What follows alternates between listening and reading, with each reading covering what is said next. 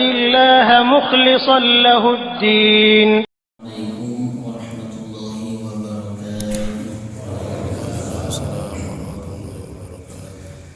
Alhamdulillah wassalatu wassalamu ala Rasulillah Sayyidina Muhammad ibn Abdillah wa ala alihi wa sahbihi wa mawalah wa la hawla wa la quwwata illa billah. Amma ba'd.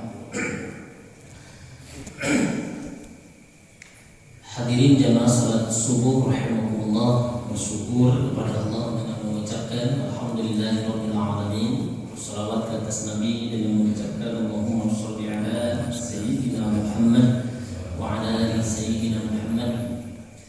Pada pagi hari ini tentunya kita melanjutkan aktivitas di pagi hari di bulan Juli sekaligus di bulan Syawal bulan April sekaligus bulan Syawal pekan terakhir. Jadi sekarang ini April, Ahad terakhir, dan Syawal Ahad terakhir. Syawal, Zulqa'dah, Zulhijjah menjadi bulan ke-10 di bulan tahun Hijriah. Zulqa'dah 11, Zulhijjah ke-12. Lalu Muharram memasuki tahun baru 1447 Hijriah. Dan bulan April juga sesungguhnya adalah bulan kelahiran bagi Nabi Muhammad SAW. Kalau bertepatan dengan tahun Masehi 20 April 571 Masehi, berarti seminggu yang lalu. Hanya jarang kita memperingatinya di bulan April. Selalu memperingatinya di bulan Rabiul Awal atau Mulud kata kita. Hadirin yang dirahmati Allah, pagi hari ini sekarang jam 5 lebih 4, mungkin 40 menit ke depan kita melanjutkan pembahasan di kitab Riyadhus Shalihin yang terakhir kita membahasnya di bulan Sya'ban, ya.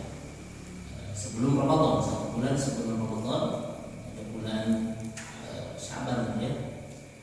Rajab, Sya'ban, Ramadan.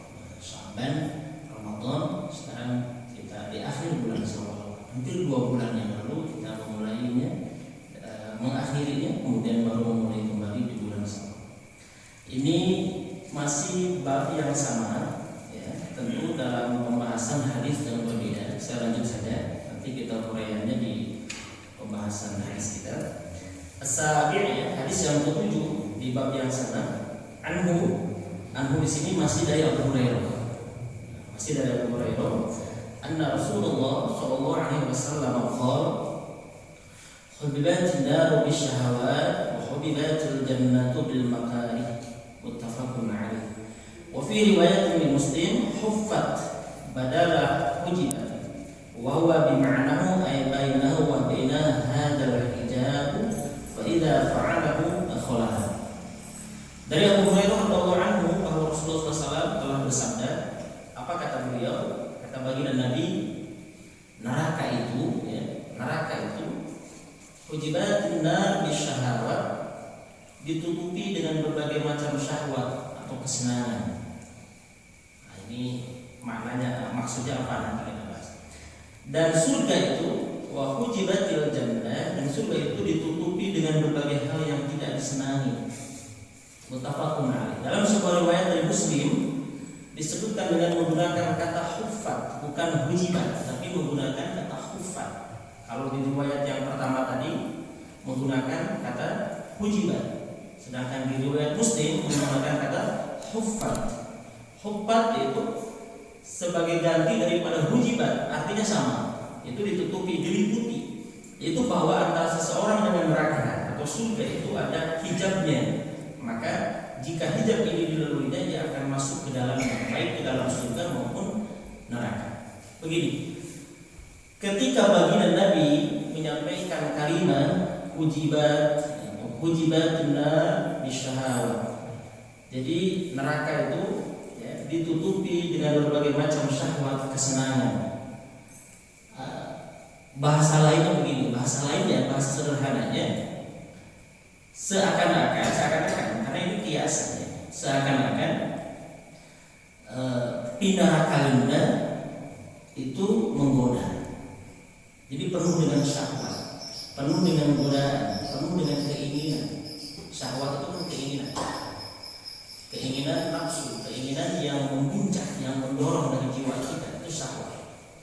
Nah itu neraka itu hujiban bisyahwat.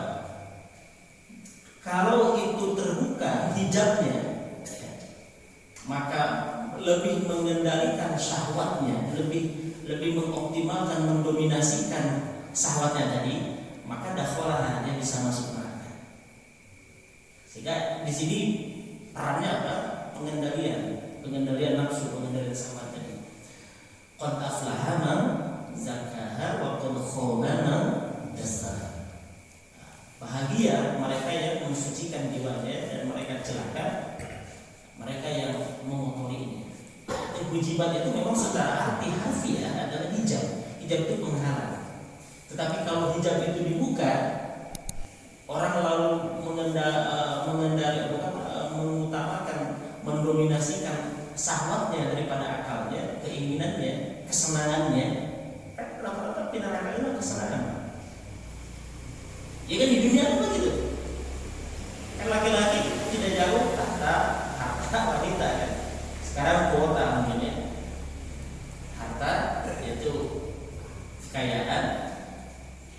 Mungkin tidak lagi memperhatikan halal dan haram, tidak peduli yang haram, tidak peduli lagi mana yang halal dan haram, selama dia bisa mendapatkannya. Itu syahwat. Tahta kedudukan. Biasanya orang sudah punya banyak harta, mungkin kita berpikir, "Arek naon deui nya make nyalonkeun bupati?" Geus beunghar. Justru laki-laki itu kalau sudah punya harta, manusia itu ingin jabatan. Kan kita selalu berpikir begitu. Kan gajinya gede kan bupati itu, anggota dewan gede cek jabatan. Tetapi yang diinginkan apa? Kedudukan, jabatan. Itu manusiawi. Selama memang jalannya benar tidak masalah memang. Selama itu di caranya benar. Tapi maksud saya adalah yang menghalalkan berbagai cara tadi. Kalau sudah punya itu, godaan terberat adalah tadi wanita tadi. Karena banyak orang yang tidak pernah kita duga, tidak pernah kita sangka, hal-hal itu bisa terjerumus. Nah memang syahwat tadi. Hujibatil nar bisyahwat. Wa hujibatil jannah bil makari. Dihalangi surga itu dengan kemalasan, dengan keengganan, makanya itu ketidaksukaan. Kalau kita bisa mendobrak hijab itu, melawan hijab itu, penghalang itu, maka dakhalah masuk dalam surga. So, berarti yang mulai raya itu yang main bola, ada yang bola itu kan tadi kan pada yang bola. Kan kadang begitu, manusia begitu. Karena manusia begitu, dia memiliki potensi malaikat, ada potensi kita tidak potensi fujur dan potensi zakah, ada tazkiyah, ada potensi malaikat, ada potensi syaitan, tengah-tengah manusia itu. Oke, kemudian jika dia bisa membuka hijab itu masuk surga dihalangi dengan makari, dengan keengganan, ketidaksukaan, kemalasan, ketidakmauan, maka dakhalah dia masuk surga melawan kemalasan. Nah ini makna daripada surga dihalangi dengan kemakruhan. Tapi bahasa lain hufat itu diliputi. Kalau hujibat dihalangi, memang maknanya kata para ulama sama, tetapi setelah harfiah hufat itu diliputi maka lebih banyak lagi. Seperti misalnya begini, la yastami'una qaumun yazkuruna Allah illa hafathumul malaikatu wa ghasyiyatuhum rahmah. Tidaklah suatu kaum berduduk mengingat Allah di majelis ilmu, di majelis zikir, di majelis bacaan Al-Qur'an, illa hafathumul malaikat, kecuali malaikat akan hafat. Hufat itu adalah meliputinya, artinya mendominasinya, menutupi. Memang bisa diartikan menutupi, berarti malaikat lebih banyak daripada manusia yang duduk ini. Ini kita duduk nih, ada berapa orang? 50 orang ada. Malaikat bisa 50.000 orang. Hufat, penuh dengan malaikat. Wa ghasyiyatuhum rahmat, dan malaikat mencurahkan hujan, ghasyiyah hujan. Jadi mencurahkan, munculkan bahasa Arab, munculkan rahmat. Nah, ini penuh dengan rahmat Allah, penuh dengan curahan rahmat. Nah, hadirin yang dirahmati Allah, itu obat itu diliputi. Jadi surga itu diliputi dengan bil makari. Makanya apa? Ketidaksukaan, keengganan. Bahasa sederhananya apa? Horea. Sedangkan kalau neraka bisyahawat, mau gitu. Masalahnya mau gitu. Dikabita kemana hiburan di dunia hanya itu. Sesungguhnya kalau dilirik dari sisi dohir itu kan hiburan dunia, dikasih senang, fun, kemudian enjoy dalam tanda petik ya katanya. Itu syahwat. Kemudian kita lanjut.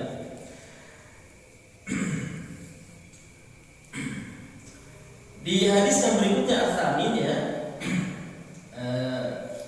Sebelum saya melanjutkan ke benar, ada satu ibrah, satu pengingat yang diuraikan di sini bahwa bagaimana supaya kita bisa menjadikan syahwat tadi mendobrak hijab, kemudian makarin juga keengganan tadi bisa mendobrak hijab. Kata para ulama, pertama kuncinya bersungguh-sungguhlah Anda, wahai orang muslim atau yang mukmin, untuk dicintai Allah. Ya, atau atas apa yang dicintai Allah walaupun Anda membencinya. Nah, jadi kuncinya itu harus bersungguh-sungguh terhadap apa yang Allah cintai, meskipun engkau kita membencinya. Membenci itu apa? Tidak suka. Nah, jadi harus mendobrak hijab tadi dengan cara apa? Bersungguh-sungguh terhadap hal yang dicintai Allah meskipun Anda membencinya. Nah, oleh karenanya jika Anda membenci karena ketaatan kepada Allah, sungguh Anda sudah mencintai ketaatan dan membiasakannya. Setelah Anda membencinya, maka Anda akan berpaling darinya dan terbebas darinya. Nah, sebaliknya, jadi kalau dua-duanya sama, jadi senantiasa akan saling kontradiktif. Kalau kita mau mencintai sesuatu yang dicintai Allah meskipun kita membencinya, atau sebaliknya kita mau membenci sesuatu yang dibenci Allah meskipun kita mencintainya, gitu. Bisa dipahami bahasanya. Jadi kita berupaya bersungguh-sungguh mau mencintai sesuatu yang dicintai Allah meskipun kita membencinya sebenarnya. Syahwat kita membenci sesuatu yang dicintai Allah itu. Lalu dan sebaliknya kita mau membenci sesuatu yang dibenci oleh Allah meskipun sahabat kita mencintainya, maka kata para ulama kita akan berpaling darinya dan terbiasa akhirnya. Akan terbiasa di hal itu, kemudian berpaling dari hal itu dan membiasakannya. Akhirnya menjadi ringan. Nah, sebenarnya itu orang-orang yang kadang kita bilang, saya tanya menjadi tergoda, karena dia berupaya membenci sesuatu yang dibenci oleh Allah meskipun dia mencintainya. Bisa dipahami kalimatnya? Meskipun dia mencintainya, sangat bahaya lah. Manusia. Nah, terkabita, jadi itu kan dia benci oleh Allah tadi itu. Sama terkabita tadi kalau nggak dibenci kok. Jadi saya berupaya untuk membencinya, meskipun sebenarnya mencintai. Meskipun sebenarnya resep gitu, suka kepada hal itu, kepada perbuatan itu. Tapi karena Allah membencinya, saya berupaya membencinya, meskipun hati saya menyenanginya. Nah itu caranya begitu, Pak. Caranya begitu, supaya bisa membuka hijab tadi, mendobrak hijab neraka bisyahwat dan mendobrak hijab surga bil makani dengan keengganan tadi. Oke, kemudian At-Tamin yang ke-8, an Abi Abdullah Hudzaifah bin Al-Yaman, dari Abi Abdullah Hudzaifah bin Al-Yamani radhiyallahu anhu. Apa kata beliau? Ini pengalaman beliau. Shallaitu ma'an Nabi sallallahu alaihi wasallam dzata lailah fatatahal baqara faqultu yarka'u indal miyah thumma madu faqultu yusalli biha fi rak'atin famadu faqultu yarka'u biha thumma iftataha an-nisa faqara'aha thumma iftataha ala Imran faqara'aha yaqra'u mutarassilan idza marra bi ayatin fiha tasbihun sabbaha wa idza marra bi su'alin sa'ala wa idza marra bi ta'awudin ta'awwada thumma raka'a faja'ala yaqul subhana rabbiyal 'azim fakana ruku'uhu nahwan min qiyamih thumma qala sami Allahu liman hamida rabbana lakal hamd thumma qama qiyaman tawilan qariban mimma raka'a thumma sajada faqala subhana rabbiyal a'la fakana sujuduhu qariban min qiyamih. Rawahu Muslim. Ini hadis yang panjang, tapi banyak makna yang akan kita dapatkan, banyak hikmah yang akan kita dapatkan. Baik. Abu Abdullah Hudzaifah bin Al-Yaman radhiyallahu anhu berkata, pada suatu malam, zata lailah itu malam. Tapi diartikan lailah itu sedikit. Arti daripada lailah itu bisa malam, bisa sebentar. Jadi malam itu terasa sebentar karena kita istirahat di waktu malam. Itu makna daripada lailah. Lail itu malam secara harfiah, atau juga lailah itu apa? Sebentar. Zata lailatin, di waktu malam saya sholat bersama Nabi sallallahu alaihi wasallam. Kira-kira kalau di waktu malam sholat apa namanya? Di waktu malam sholat apa namanya?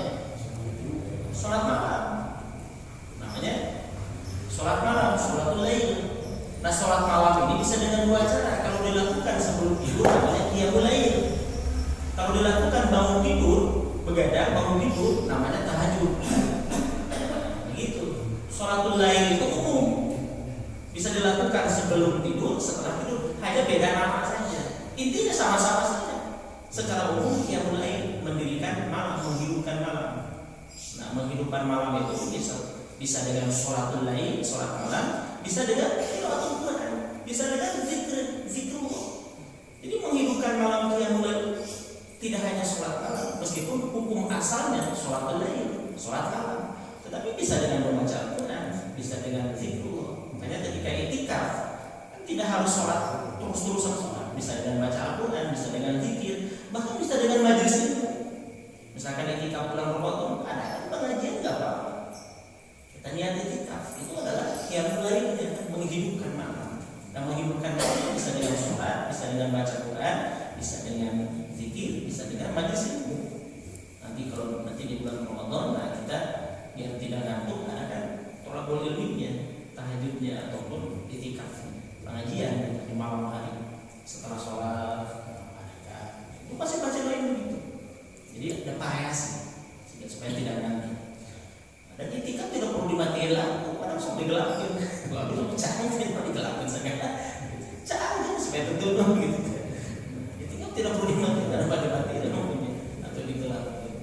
Cahaya supaya tertutup. Karena kita baca Quran harus terlihat. Sholat biar tidak ngantuk.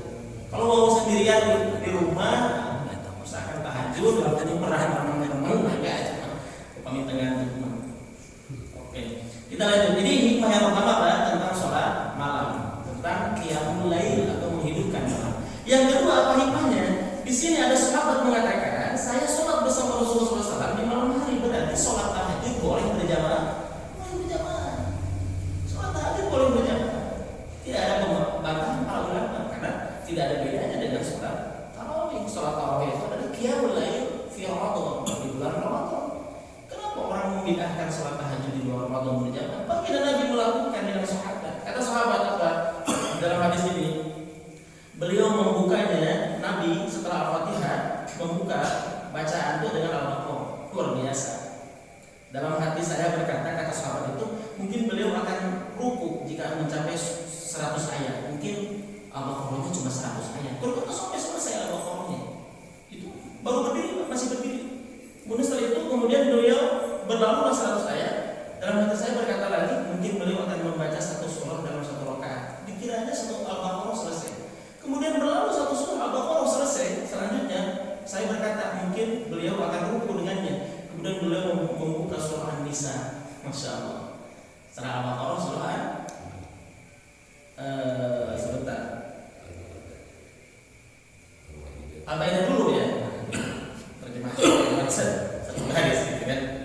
Nah, kemudian membaca surah An-Nisa dan membacanya sampai selesai. Kemudian beliau membuka surah Ali Imran. Nah, ini mungkin diacak saja. Nah, kemudian lalu beliau membacanya sampai selesai. Masya Allah. Intinya beliau membaca surah-surah panjang. Al-Baqarah di sini hadis ini. Kemudian kalau merujuk pada hadis ini memang pertama adalah surahnya itu Al-Baqarah. Kemudian yang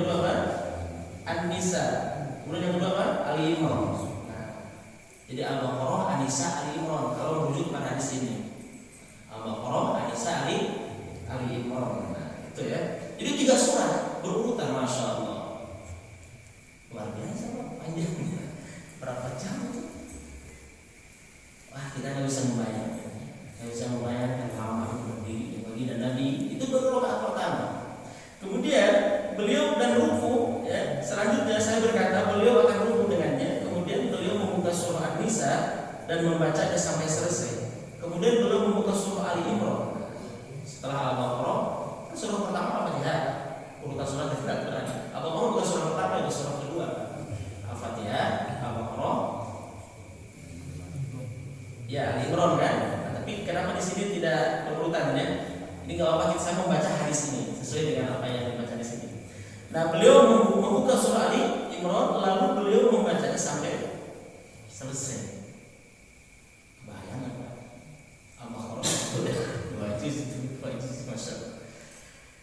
Nah, beliau membacanya dengan tartil bahkan. Ini suatu malam, tapi sahabatnya tidak melakukannya di tiap malam. Ada suatu malam saja. Jika beliau melewati ayat yang mengandung tasbih, maka beliau pun bertasbih. Ini menjadi sunnah. Kalimah-kalimah yang dibaca dalam Al-Quran boleh ditambahkan dengan bacaan misalkan ta'awudz dengan a'udzubillah atau aku berlindung daripadanya min adzabiha. Contoh di surah Al-Ghasyiyah misalkan ya. Atau jika beliau melewati ayat yang di dalamnya mengandung suatu permohonan doa, maka beliau memohonnya. Misalkan tentang balasan surga, lalu ditambahkan dengan kalimat memohon kepada Allah meminta surga. Kalau ada di situ tentang ancaman neraka, meminta perlindungan kepada Allah dari siksa neraka, begitu. Maka beliau pun memohon. Jika beliau melewati ayat yang menyuruh untuk memohon perlindungan kepada Allah, maka beliau pun memohon perlindungan. Kemudian beliau ruku dan membaca Subhana Rabbiyal Azim, Maha Suci Rabbku yang Maha Agung. Ini salah satu bacaan. Bisa Subhanallahumma rabbana wa bihamdika Allahumma ghfirli, boleh. Ada banyak bacaan ketika ruku. Salah satunya yang populer adalah Subhana Rabbiyal Azim. Ya, Subhana Rabbiyal Azim. Subhana Rabbiyal A'la. Bukan Azim tapi Azim ya. Subhana Rabbiyal Azim. Azim. Jadi ini yang populer atau yang lazim yang dibaca oleh kita ketika membaca Subhana Rabbiyal Azim. Kemudian membaca kalau sujud apa? Subhana Rabbiyal A'la. Subhana Rabbiyal A'la. Subhana Rabbiyal Azim. Ketika ruku. Ketika sujud apa? Subhana Rabbiyal A'la. A'la. Oke. Tapi boleh nggak membaca yang lain? Boleh. Subhanallahumma rabbana wa bihamdika Allahumma ghfirli, misalkan Allahumma rizqni husnal khatimah. Ya Allah, anugerahkan kepadaku akhir kehidupan yang baik. Ketika sujud boleh membaca doa itu. Atau rabbighfirli boleh. Sebab akhir doa, perbanyak doa ketika sujud. Oke, lanjut. Ini hikmah yang ketiga ya, tentang bacaan ruku dan sujud. Hikmah yang keempat, hikmah yang ketiga apa tadi? Fadilah yang ketiga apa? Tentang bolehnya menambahkan kalimat permohonan jika dalam surah yang dibaca itu ada kalimat permintaan. Dan bolehnya memohon perlindungan kepada Allah menambahkan kalimat itu jika dalam surah yang dibaca ada siksa neraka. Mohon perlindungan kepada Allah dari min adzabiha, dari siksanya. Itu boleh. Kemudian yang keempat adalah hikmahnya dalam hadis ini, bacaan yang lazim ketika sujud dan ruku yang tadi dibacakan. Ketika ruku Subhana Rabbiyal Azim, ketika sujud adalah Subhana Rabbiyal A'la. Berapa kali? Memang ada hadis minimal 3 kali. Boleh lebih, tapi 1 kali sah. Dan di sini di hadis ini disebutkan lamanya ruku beliau hampir sama dengan berdirinya, hampir sama. Jadi kalau berdirinya 2 jam, berarti rukunya 1 jam 45 menit, hampir sama. Tidak sama, tapi hampir sama. Lumayan, masya Allah. Kemudian apalagi kata hadis ini? Selanjutnya beliau mengucapkan Sami'allahu liman hamidah, berarti tidak. Sami'allahu liman hamidah. Rabbana lakal hamdu, itu paling minimal. Rabbana lakal hamdu. Boleh bil samawati wa bil ardi wa bil ma syi'ta min syai'in ba'd. Semoga Allah mendengar orang yang memujinya, wahai Rabb kami hanya bagi pula segala puji. Ada 2 cara. Kalau imam membaca Sami'allahu liman hamidah, makmum boleh hanya langsung menjawab Rabbana lakal hamdu. Itu makmum. Tetapi juga dalam pandangan yang lain boleh. Ketika imam Sami'allahu liman hamidah, boleh juga makmum sami Allahu liman hamidah rabbana lakal hamd. Dua-duanya boleh. Mana dalil yang kedua kenapa makmum boleh mengucapkan kembali subhana rabbiyal sami Allahu liman hamidah? Ju'ilatil imamah littiba', itu dalilnya. Imam dijadikan untuk diikuti, berarti mengikuti apa yang imam bacakan. Nah, jadi dua-duanya boleh hanya langsung menjawab rabbana lakal hamd ketika imam sami Allahu liman hamidah, atau juga mengulangi kembali subhana sami Allahu liman hamidah rabbana lakal hamd. Ini sama dengan adzan. Ketika adzan boleh hayya 'alas shalah la haula wala quwata. Boleh Bapak juga mengulang kembali hayya 'alas shalah la haula wala quwata. Hayya 'alas shalah boleh diulang kembali hayya 'alas shalah la haula wala quwata. Sebab dalil umum mengikuti apa yang dibacakan oleh muadzin. Ada dalil secara khusus juga ketika muadzin mengucapkan hayya 'alas shalah faqra atau bacalah la haula wala quwata. Tapi menggandengkan dua dalil kata para ulama itu jauh lebih afdal. Jadi mengamalkan dua dalil sekaligus. Jadi diulang kembali hayya 'alas shalah la haula wala quwata. Nah, ini hampir mirip dengan ini. Kemudian lalu beliau berdiri yang lamanya mendekati waktu. Lamanya i'tidal itu di bawah ruku. Lamanya ruku di bawah berdiri, lamanya i'tidal di bawah ruku. Itu. Kemudian beliau sujud dan membaca subhana rabbiyal a'la. Subhana rabbiyal a'la. Subhana rabbiyal a'la. A'la. Pertama hamzah, yang kedua apa? Ain ya. Rabbiyal a'la. A'la. Itu cara membaca. Lamanya sujud hampir sama dengan berdirinya. Lamanya sujud hampir sama dengan berdiri. Jadi sujud lebih lama daripada i'tidal, hampir sama dengan ruku. Sebab ruku disebutkan tadi oleh drama di sini, lamanya ruku hampir sama dengan berdiri. Sama. Di sini disebutkan lamanya sujud hampir sama dengan berdirinya. Apa makna dari hadis ini? Apa hikmah? Apa pelajarannya? Apa pelajaran yang besarnya berkenaan dengan bab ini? Ini bahwa Nabi melaksanakan amal dengan bersungguh-sungguh. Itu kuncinya. Yang tadi dibilang di awal, untuk mendobrak, membuka hijab surga dengan makarim tadi, dengan makarim itu apa? Keengganan, ketidaksukaan. Maka cara mendobraknya apa? Dengan cara bersungguh-sungguh, semangat. Nah, Nabi mengajarkan kepada para sahabat sesungguhnya melakukan itu kan malas. Maka Nabi mengajarkan dengan cara bersungguh-sungguh, akhirnya bisa dilakukan. Kemudian apa lagi?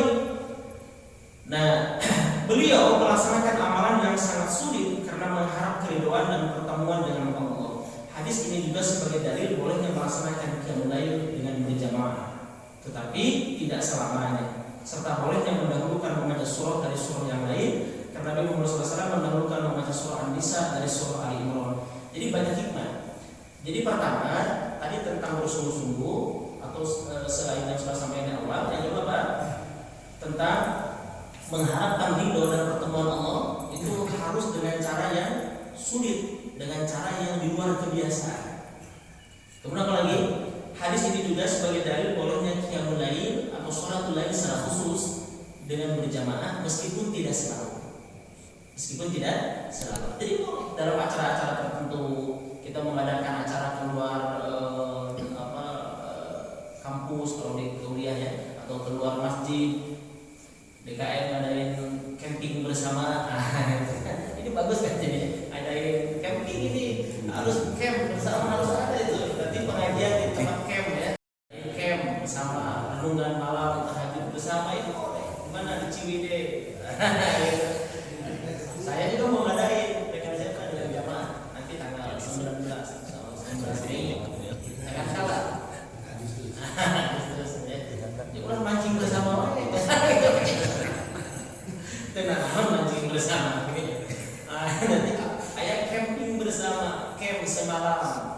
Semua jamaah mukhlisin Nahdlatul ya nginap. Di situ ada permainan kebersamaan, bagaimana untuk ujian keimanan. Itu ya resepnya.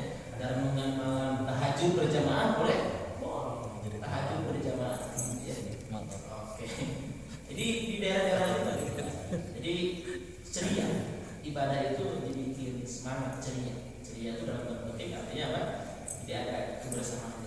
Karena ada peribahasa begini, kalau kita ingin melihat sikap, bukan sikap karakter sebenarnya seseorang, lihat ketika dia sapar. Makanya kata para ulama, jangan kau bilang saya mengenal dia kalau engkau belum pertama makan bersama, yang kedua belum pernah sapar bersama, yang ketiga belum pernah berbisnis bersama. Jangan mengenal dengan bilang, kamu kenal. Jadi kalau kita mau mengenal seseorang, lakukan 3 hal tadi. Akan tahu karakter yang sebenarnya. Pertama apa? Pernah makan bersama. Yang kedua apa? Pernah sapar. Sapar itu inilah perjalanan bersama-sama. Yang ketiga, pernah bisnis bareng-bareng. Nanti ketahuan. Ini ya, itu benar karakter. Tadi ketahuan. Itu 3 hal tadi kata para ahli. Kalau kita ingin mengenal karakter seseorang, jadi nggak bisa kita baru ketemu, baru say hello, baru saling sapa. Oh kenal sama dia. Itu mah baru tahu saya.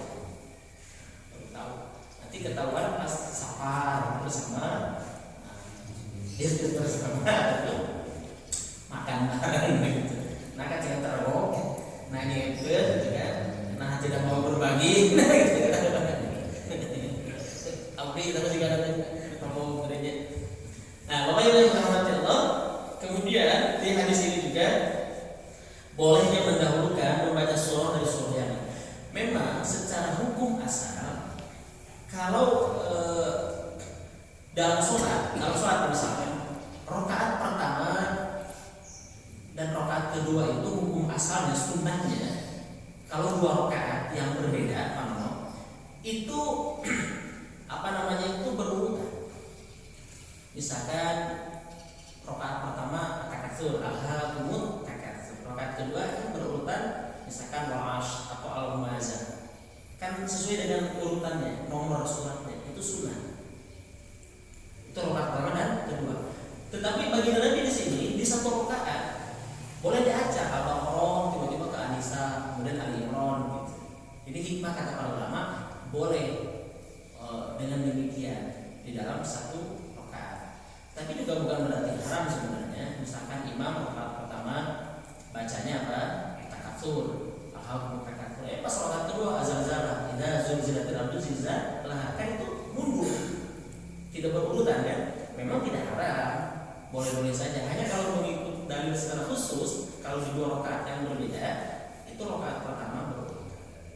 Atau melanjutkan surah yang dibaca, 1 surah tentu dari awal sampai tengah sampai akhir. Itu hikmahnya. Tapi juga bukan berarti kalau tidak demikian batal sholatnya, tidak. Itu kan hanya sunnah, hanya bagian daripada fadilah, keutamaan. Keutamaannya begitu kalau membaca dalam sholat itu surahnya berurutan sesuai. Tapi kalau tidak berurutan, apalagi dalam 1 rakaat, sah-sah saja, boleh-boleh saja. At-Tasik yang ke-9 ada di Mas'ud radhiyallahu anhu qala. Sebentar lagi ya. Sholaitu ma'an Nabi sallallahu alaihi wasallam, kata Ibnu Mas'ud, aku salat bersama Nabi lailatan di suatu malam, faqala al-qiyam, baginda lama dalam berdirinya, hatta hamamtu bi amri su'in. Qila wa ma hamamta bi? Qala hamamtu an ajlisa wa ata'am. Lalu ditanyakan, ini siapa Ibnu Mas'ud ini ya, sampai dia ada niat untuk melakukan sesuatu yang tidak baik. Ketika ditanya apa niat jelekmu untuk melakukan yang tidak baik itu, aku menjawab atau ia menjawab, Ibnu Mas'ud menjawab, saya berniat akan duduk dan meninggalkannya, sampai berpikiran begitu. Gila ya, kesal yang diuk atau mau meninggalkannya keluar saking lama. Ini hadis penunjang saja sih. Oke. Dan hadis ini juga memberikan dalil penguat bahwa melaksanakan sholat malam atau sunnah melaksanakan sholat malam atau bangun di waktu malam kemudian melaksanakan sholat. Jika seseorang sudah melakukan hal tersebut, ia sudah mengikuti sunnah Rasulullah SAW. Makanya Pak ada Quran tahajud, maksudnya Quran gede, jadi boleh Bapak tahajud di rumah sambil membaca Al-Quran, boleh. Kalau Qurannya tidak dipegang ya simpan di depan. Hitung-hitung kita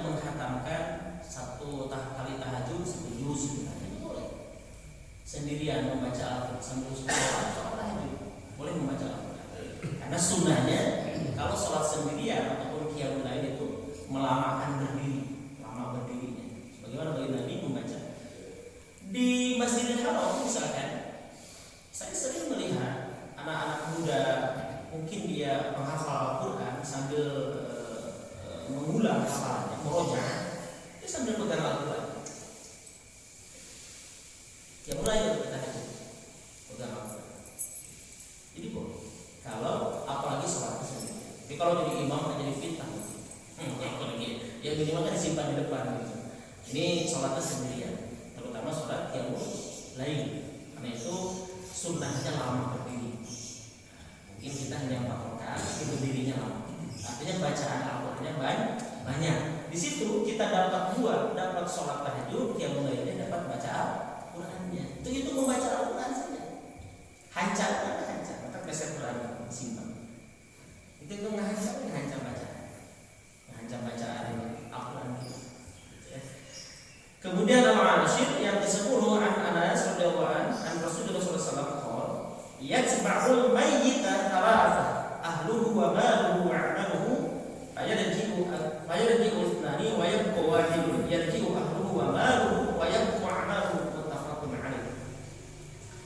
Dari Anas radhiyallahu anhu Rasulullah sallallahu alaihi wasallam bersabda, yang mengikuti mayit itu ada 3 hal. Mengikuti dalam artian ke kuburan, ke pemakaman. Pertama siapa? Ahlu, keluarganya, diantar ke keluarganya. Yang kedua apa? Hartanya. Setidaknya ada mobil yang dipakai untuk mengantarnya. Dia punya mobil dulu, ada unta, ada kuda yang mengantarnya. Itu hartanya yang mengantar. Yang ketiga apa? Amalnya, perbuatannya.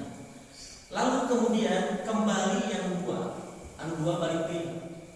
Siapa yang kedua itu? Keluarga dan hartanya. Bagi kita, bagi umat yang lain itu keluarganya saja yang balik. Itu dikubur punya mobilnya. Kayak gimana itu? Udah itu kuburan bisa berada di YouTube. Udah kuburannya mobil Royal siapa itu? Lamborghini dikubur deh. Tahu kapan orang kuburannya? Luar biasa, digali sampai karung. 100 tahun kemudian sampai karung. Petinya uang yang dikuburkan.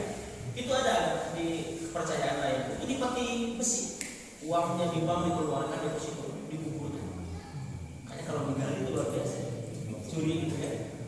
Nah, kita kembali 2 hal itu. Jadi satu maha resepna, satu maha bobohna, pamajikan, istrinya curi, ditinggal ke waktu suaminya.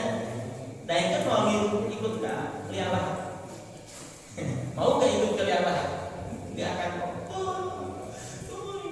Meninggal kalau tak sakarawat tapi jadi sangat adik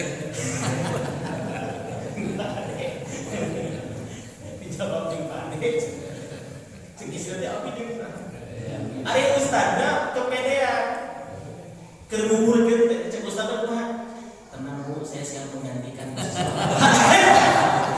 aku dijawab ke istri nanti maksudnya disangka menggantikan yang lahat tidak berapa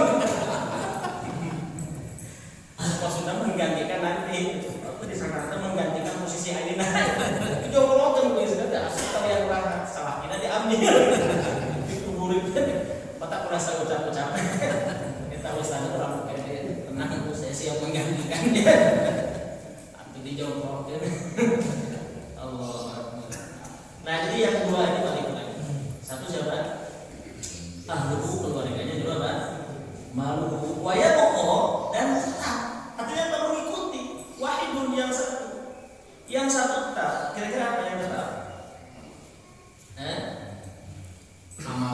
Amal perbuatannya tetap bersamanya.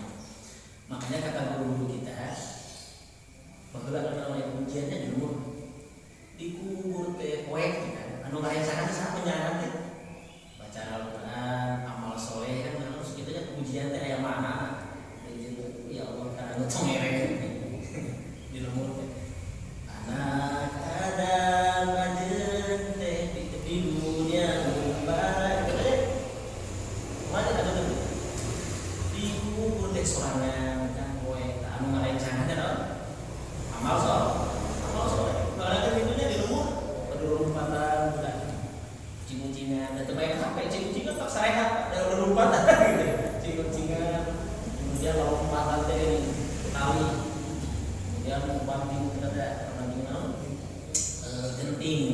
batu, tumpukan doi banting doi gitu kan.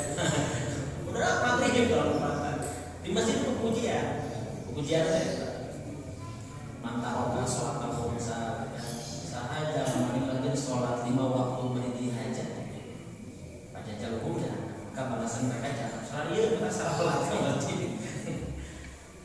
Nah jadi amalnya itu akan menemaninya di alam barzah itu seakan-akan dia menjadi teman sehingga tidak kesepi. Itu menurut sebagian para ulama atau juga menjadi panutan sebab dia selamat dengan amalnya. Hadis ini sebagai dalil bahwa mengandung banyak faedah, di antaranya bahwa seluruh perhiasan dunia akan kembali dan tidak akan tinggal bersama seseorang di dalam kubur. Harta dan anak-anak merupakan perhiasan hidup dunia, maka semuanya akan kembali, yang tertinggal hanya amal. Maka Anda harus bersungguh-sungguh agar Anda tidak melakukan amalan soleh yang dapat menemani, agar Anda bisa melakukan amalan soleh yang dapat menemani Anda dalam kubur. Tuh amal soleh yang akan menemani kita. Nah, apakah saya tidak boleh punya harta? Apakah saya tidak boleh punya keluarga? Bukan begitu. Jadikan itu sebagai cara, sebagai jalan untuk amal soleh. Harta yang kita miliki sebagai wasilah, sebagai jalan untuk beramal soleh. Keluarga yang kita miliki sebagai jalan untuk amal soleh. Ini betul tidak ikut, tetapi itu bisa menjadi amal soleh dengan wasilah tadi, dengan harta yang kita miliki, dengan keluarga yang kita miliki. Al-malu wal banu zinatul hayatid dunya wal baqiyatus shalihah khairun thawabu wa khairun al-baqiyah shalihah itu amal soleh. Sebagai ulama mengatakan apa? Zikrullah al-baqiyah shalihah khairun thawabu wa khairun amal. Lebih baik amalnya, pahalanya dan harapannya amal cita-citanya. Nah, hadirin yang dirahmati Allah, saya kira itu saja yang bisa kita sampaikan di mau izin tanya Ustaz. Ini masalah membaca Quran misalnya ini di rumah di kamar gitu. Insya Allah dengan itu satu wujudnya saya masih kuat lah. Seperti ini ya, masih duduk ya. Tapi seandainya misalkan untuk melanjutkan membaca Quran, tapi ini sudah tidak masih ingin gitu. Bagaimana pertanyaannya? Bagaimana kalau kaki itu selonjor gitu? Boleh nggak?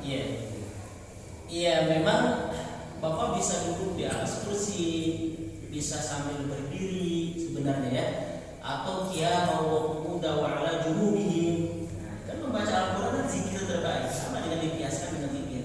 Namun memang ada waktu kalau selonjornya ke kiblat. Nah, jadi selonjornya jangan ke mana? Kiblat.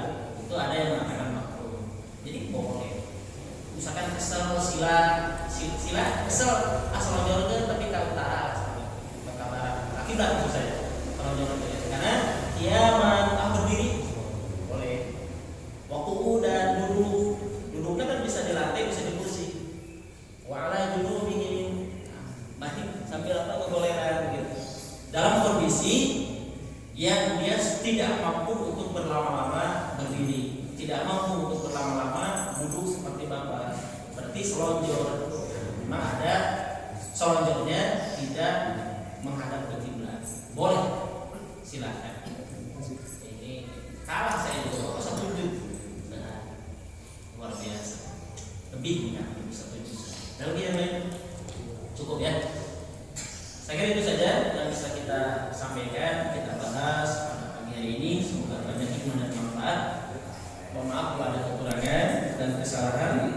Semoga yang benarnya, yang baiknya menjadikan ilmu dan bermanfaat bagi kita.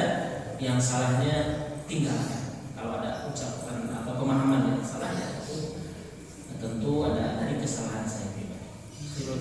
Subhanallahumma wa bihamdika asyhadu an la ilaha illa anta astaghfiruka wa atubu ilaik. Allahumma anfa'na bima 'allamtana wa 'allimna ma yanfa'una wa zidna 'ilma. Alhamdulillahi 'ala kulli hal wa na'udzu billahi min kulli halin ahlinna. Rabbana atina fid dunya hasanah wa fil akhirati hasanah wa qina adzabannar. Sallallahu ala sayyidina Muhammad wa ala alihi wa sahbihi wa baraka wa sallam. Subhana rabbika rabbil izzati 'amma yasifun. Wassalamu ala al mursalin walhamdulillahi rabbil alamin. Billahi taufiq wal hidayah. Assalamualaikum warahmatullahi wabarakatuh.